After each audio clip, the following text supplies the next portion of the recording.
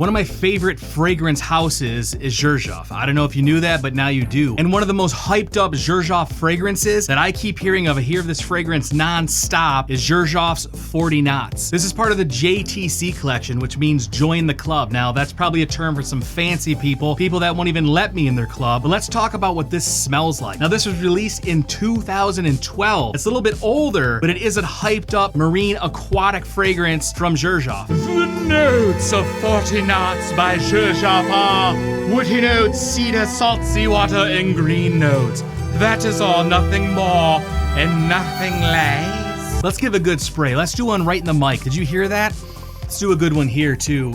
There we go. Great atomizer. I absolutely love Xerjoff's atomizers. Their boxes are fantastic. Their bottles are beautiful. It's definitely a high quality fragrance niche house based out of Italy. Now this fragrance to me is one of the most complex fragrances. And when I mean complex, I don't mean a variety and abundance of notes. I mean, this fragrance truly changes. It goes from top, middle to bottom, and each stage smells completely different. That's pretty unique. A lot of fragrances claim they can do that. This one truly does do that. To me, this is an aquatic right off. So right up top, you get salty aquatic. Now there's a con to that. The aquatic in this to me is a little bit synthetic. It's not like a really good aquatic fragrance. I don't know. You get salt, synthetic aquatic, but there's a note in here that I'm not a huge fan of, and that's powdery. This is a very powdery fragrance in the opening. So picture a salty aquatic with baby powder kind of mixed in. You know, it's okay. You might like that. I'm not a huge fan of the opening, but the dry down on this is a whole different story. This goes from synthetic, salty, aquatic, powdery, down to a nice, almost vanillic amber. Definitely an amber. It turns into a sweet, warm fragrance. I was not expecting that. When you spray it, you get hit with this salty, aquatic, powdery fragrance, and then it goes right into this warm, sweet amber that's pretty awesome. Now, what does this smell like to me if I compared it to other fragrances? It's a little bit like Amber Nuit from Dior, mixed with the dry down reminds me almost like a Creed Royal Oud, but not nearly as good as that. It's one of my favorite fragrances of all time. One of the positives about this fragrance is the longevity and the projection is absolutely amazing. I mean, it's super strong. You do 2 sprays of this and you're gonna be clearing out rooms, and this easily will last 12 plus hours. I've even smelled this overnight when I applied it to my clothes. Italian perfumery at its best. So if you like that kind of fragrance, if it sounds good to you, definitely check it out. I wouldn't say that this is blind buy worthy, but I would say that this is good enough where I would get a sample, and if you dig it, then it's worth the full bottle price. Now, Xerjoff is a luxury fragrance house, so this is the 50 ml, the 1.7 ounce, and this goes roughly for about $200, which I know is a little bit high, but that's why I would recommend checking out a sample of this. I'm gonna put some links to Sunsplit because that's where I honestly get all my samples, but there is a few discounter sites where you can find this under the $200 mark, and I would definitely hunt for that before you pay MSRP retail. This fragrance is definitely very versatile. You can wear this in any season. I mean,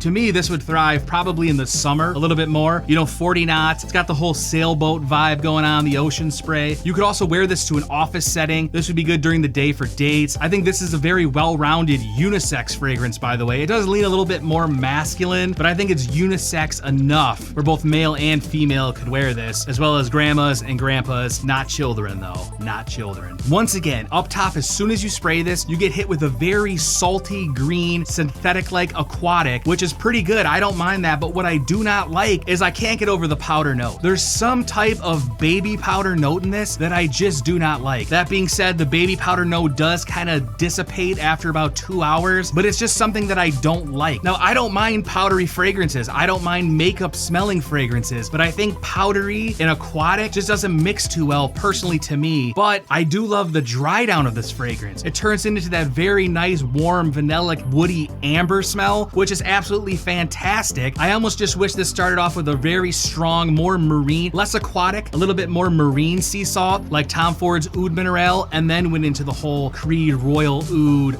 woody amber. That would be amazing. So out of 10 for quality of this, I mean, I honestly would give this a 9 or a 10, but for the smell that I'm personally going for the smell that I like to wear on myself, I don't know, I would give it about a 6, but that's just me. Don't let that detour you. This is pretty hyped up. It's very well loved amongst the fragrance community. This is definitely a unique fragrance. It's salty, it's aquatic, it's green, it's fresh, and then it turns warm and vanillic. You know, that's amazing. That's an amazing thing. It's one of the biggest transitioning fragrances that I personally personally own. I just wish that the powder note wasn't in there. I don't dig it in this type of DNA, and if you disagree with me, then leave a comment down below and tell me why. And don't just say that I don't know what I'm doing or what I'm talking about. I want you to actually tell me why that powdery note mixes well in this fragrance that's deemed for the luxurious yacht goer, the sailboat guy, the JTC join the club high fancy pants baller roller. You know what? It already smells strong in here, but I'm gonna do one more Sidewinder spray.